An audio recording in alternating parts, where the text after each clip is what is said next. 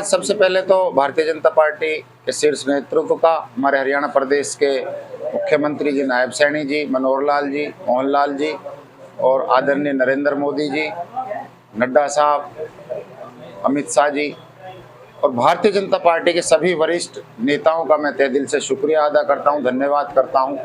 हमारे मेवात ज़िले के सभी, हमारे जो ज़िले के और हमारे जो प्रदेश में जो आदरणीय भानीराम मंगला जी, सभी हमारे पार्टी की टीम जो ज़िले की है, उनका मैं सबका धन्यवाद करता हूं कि मुझे भारतीय जनता पार्टी ने टिकट दिया है और भारतीय जनता पार्टी ने जो विश्वास फिरोजपुर ज़िला की जनता के बीच में हमें जिम्मेदारी सौंप करके भेजा है। मुझे पूरा भरोसा है कि इस बार फिरोजपुर ज़िला के अंदर भारतीय जनता पार्टी की भारी बहुमत से जीत होगी। उसी सिलसिले में आज हमने अपने पार्टी का कार्यालय फिरोजपुर ज़िला शहर के अंदर खोला है, जिसमें सभी कार्यकर्ताओं के लिए आज पार्टी दफ्तर का जो है उद्घाटन है आदरणीय भानीराम मंगला जी के नेतृत्व में और सभी पार्टी के हमारे पदाधिकारियों के नेतृत्व में। और मैं यही कहना चाहूँगा कि आने वाले समय में जिस तरीके से आज भारतीय जनता पार्टी की मेवात के अंदर लहर बनी हुई है, तो लोग एक तरफ ये कहते थे कि बीजेपी को तो मेवात में वोट नहीं मिलते। आज वो गांव में जाकर के देखे, मेवात में बीजेपी का बहुत बड़ा हजूम और परचम लहरा रहा है और मेवात के अंदर पहली बार ये इतिहास बदलने वाला है कि मेवात के अंदर भारतीय जनता पार्टी की बहुत भारी मत से जीत हो। लोगों के बीच में जाओगे, पार्टी की जो 10 साल की नीतियां किस तरीके से? देखिए, हमारा जो मुख्य मुद्दा है विकास के नाम पर हम वोट मांग रहे हैं। लोगों के बीच में जाकर के हम उनको ये बता रहे हैं कि पिछले 10 साल का राज भारतीय जनता पार्टी के नेतृत्व में रहा है। आदरणीय मनोहर लाल जी हमारे यहाँ के मुख्यमंत्री रहे, अब हमारे नायब सैनी जी मुख्यमंत्री रहे। उन्होंने हमेशा 36 बिरादरी को और हर जिले को बराबर विकास कार्यों में सहयोग दिया है। आप देख सकते हैं जिस तरीके से मेवात के ऊपर एक पिछड़ेपन का धब्बा लगा हुआ था, आदरणीय मनोहर लाल जी ने हमारे फिरोजपुर ज़िला विधानसभा के पीने के पानी की समस्या, जो बहुत बड़ी भयंकर विशाल समस्या थी, 263 करोड़ का 120 किलोमीटर से जमुना के पार से यहाँ पर फिरोजपुर ज़िला में पीने का पानी मुहैया कराया है। 263 करोड़ बहुत बड़ी संख्या रुपये होते हैं और वो मेवातियों के लिए माननीय मनोहर लाल जी ने दिए हैं। हमारे यहाँ हॉस्पिटल्स की बड़ी किल्लत थी। फिरोजपुर ज़िला का जनरल हॉस्पिटल, मांडीखेड़ा का हॉस्पिटल, तिगांव के अंदर पीएचसी, इन सबको अपग्रेड करा करके 200 बेड का कराया। नूह के अंदर हॉस्पिटल को अपग्रेड कराया 200 बेड का। फिजिकल फैसिलिटीज़ हमारे यहाँ पर अच्छी हों, इसके लिए सरकार ने बहुत अच्छे कार्य किए हैं। हमारे यहाँ पर मेवात के नौजवानों को जिस तरीके से भारतीय जनता पार्टी की सरकार में बगैर खर्ची और बगैर पर्ची के रोजगार मिला है, जिस तरीके से हमारे यहाँ नौजवानों का मनोबल बढ़ा है, पिछली सरकार अगर इस तरीके से हमारे नौजवानों को रोजगार देती तो शायद ये मेवात इतना पिछड़ा हुआ नहीं रहता। आज भारतीय जनता पार्टी की से हमारे मेवात का नौजवान बिल्कुल खुश है, बिल्कुल प्रसन्न है, क्योंकि भारतीय जनता पार्टी ने नौजवानों के लिए एक रास्ता खोला है, रोजगार। पार्टी के मैनिफेस्टो में क्या-क्या मुद्दे इंक्लूड हैं मेवात में? देखिए, भारतीय जनता पार्टी ने हमेशा 36 बिरादरी को और पूरे हरियाणा को एक समान समझा है। पिछली सरकारें जहां एक क्षेत्र की, एक जिले की होकर के रह जाती थी और आप लोगों ने देखा है कि उन क्षेत्रों में विकास हुआ, बाकी क्षेत्र पिछड़े हुए हैं। भारतीय जनता पार्टी का मैनिफेस्टो साफ साफ है, पूरी तरीके से हम हरियाणा प्रदेश को विकसित करने में लगे हुए हैं और मेवात के अंदर जो हमारी जो मुख्य रूप से जो भारतीय जनता पार्टी का मुद्दा रहेगा, इंडस्ट्री एरिया, ट्रांसपोर्ट नगर और यहाँ पर नौजवानों के लिए एजुकेशन सिस्टम को अच्छा करने के लिए जो कदम उठाएंगे वही हमारे लिए मुख्य रूप से इस चुनाव में मुद्दे रहेंगे। जब से आपका जो रेला निकला है, लोगों का कहना है कि जब से नसीम जी ने शुरुआत की है बहुत बड़ा रेला लेकर गाँव में चला, तो जब से जो सामने वाला विधायक है वो बोल रहा है। देखिए, जब तक हमारी टिकट डिक्लेयर नहीं हुई थी तब तक कांग्रेस के प्रत्याशी अकेले घूम रहे थे। अब जिस दिन हमारी टिकट डिक्लेयर हुई उसी दिन ही उन लोगों के आधे हो गए अरमान, और जब हमने नॉमिनेशन किया उसके बाद हमने पूरे क्षेत्र के सभी लोगों ने मिलकर के जिस तरीके जोश और उत्साह के साथ,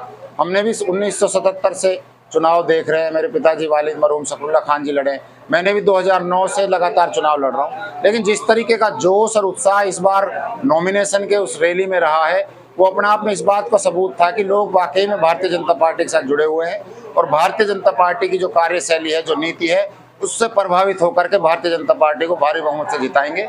और जो यहाँ के लोकल विधायक हैं, जिनको पिछली बार यहाँ के लोगों ने भारी बहुमत से जिताया था, वो बौखलाए हुए हैं, वो घबराए हुए हैं। उन लोग को ये लगता है कि तुम लड़ाने की और भिड़ाने की राजनीति से तुम यहाँ पर अपने आप को कामयाब कर लोगे, लेकिन फिरोजपुर ज़िला का मतदाता बहुत जागरूक है। वो अमन चाहता है, शांति चाहता है, विकास चाहता है, लोगों को रोजगार चाहता है और यहाँ पर पानी, पीने का पानी चाहता है। इसलिए वो रोजगार और विकास को काम देंगे, ना कि जो है आपस में मनमुटाव फैला करके, दंगे फैला करके किसी ऐसे व्यक्ति को यहाँ से चुने जो उन लोगों के बीच में कभी रहा ही नहीं। अभी विधायक का एक बयान वायरल हो रहा है, घाटा गांव में उसका प्रोग्राम है और प्रोग्राम में उन्होंने कहा कि जनता से मैं आपके लिए दरी पर बैठा हूँ, आपके लिए जेल गया। क्या सच में जनता के लिए जेल गए थे या फिर देखिए भाई, राजनीति चमकाने के लिए? देखिए भाई, मेरे पत्रकार साथियों, बड़े अफसोस की बात है, आज सोशल मीडिया और मीडिया का टाइम है और आप जैसे साथी हमारे पत्रकार आज मेवात के अंदर बहुत जागरूकता से लोगों को जागरूक कर रहे हैं। बड़े अफसोस की बात है, मैं आप सबके चैनल के माध्यम से मैं एक बात कहना चाहता हूँ। घाटा के अंदर कांग्रेस का प्रोग्राम हुआ, उनका प्रोग्राम कितना बड़ा था वो सब ने देखा। एक छोटा सा पंडाल था, उसमें जितने लोग थे, लेकिन उसकी जो सोशल मीडिया की जो टीम थी भारतीय जनता पार्टी के खिलाफ जो प्रचार करते हैं लगातार, और जो कांग्रेस के लोग थे उन्होंने बड़े अफसोसजनक दंगल की फोटो लगा करके उसमें भीड़ पहाड़ पे बैठी है। जबकि अगर जाके देखो, ऐसा पहाड़ घाटा में है ही नहीं जहां पे लोग इस तरीके से बैठ के प्रोग्राम को देखे। मतलब ये बौखलाहट साफ साफ है कि फोटो कहीं किसी और जगह की और उस फोटो को लगा करके कह रहे हैं कि मोहम्मद खान का समर्थन कर रहे हैं। अरे इनके पास दम है, इनके पास ताकत है तो आए ना मैदान में। इस तरीके की कहीं दूसरे की फोटो लगा करके अपना प्रचार कर रहे हैं। ये साफ पता है कि ये बौखला चुके हैं, इन्होंने के घबराहट हो चुकी है, इनके पास कोई मुद्दा नहीं है, सिर्फ एक मुद्दे को लेकर के जाते हैं कि मैं लोगों के लिए। अरे लोगों के लिए तो जब अगर आप बड़कली पे खड़े होते, मैं वो लोगों के लिए तो आप जब नूह में खड़े होते, 36 बिरादरी को समाज को लेकर के चलते, तब हम मानते कि आप लेता है। आप तो एक भागे हुए डरपोक किस्म के इंसान हैं जिन्होंने हमेशा ठेकेदारी करी है, अपना पेट भरा है, इसके अलावा आपने जनता के लिए कुछ नहीं किया। नसीम जी, भाजपा की 10 सालों से सरकार है, लेकिन मेवात में अगर बात करें तो बूचड़खानों की संख्या लगातार बढ़ती जा रही है। अगर तीसरी बार भाजपा सरकार अगर आती है तो इन बूचड़खानों के लिए क्या? देखिए, मैं निजी तौर पे जहाँ विकास होता है उसके लिए ठीक है, लेकिन जिस तरीके से ये बूचड़खाने लगे हुए हैं, साफ साफ हम इनके खिलाफ हैं। मैं खिलाफ हूँ। क्यों खिलाफ हूँ? क्योंकि जो प्रॉपर अगर इन्होंने जो इनका जो प्रोटोकॉल है उसको अगर फॉलो नहीं कर रहे हैं, जिस तरीके से आज आप घाटा में जा करके बैठ जाएं शाम को, तो मैं समझता हूँ आप 10 मिनट नहीं बैठ सकते। मैं उन लोगों की हिम्मत मानता हूँ वो लोग बैठते हैं। इस तरीके से वहाँ पे बदबू और स्मेल आती है और ये अनियमितताएं जो इनके अंदर हो रही है वो निश्चित तौर पर बंद होनी चाहिए। और जहाँ तक मैं आपको एक बड़ी मजबूती के साथ मैं आपके सामने कह रहा हूँ, जिम्मेदारी के साथ कह रहा हूँ, इन बूचड़खानों से मोहम्मद खान विधायक मंथली लेता है। हमने उनके खिलाफ आवाज उठाई, मोहम्मद खान उनके सहयोग में खड़ा हो जाता है कि मैं इन बूचड़खानों को नहीं हटने दूंगा। इससे आप साफ जाहिर पता चलता है कि जनता के लिए उसके कोई फिक्र नहीं है, उसको सिर्फ पैसे लेने हैं। इन बूचड़खानों से सबसे पैसे लेता है वो और मंथली लेकर के इनको यहाँ पे जमवाने का काम करता है।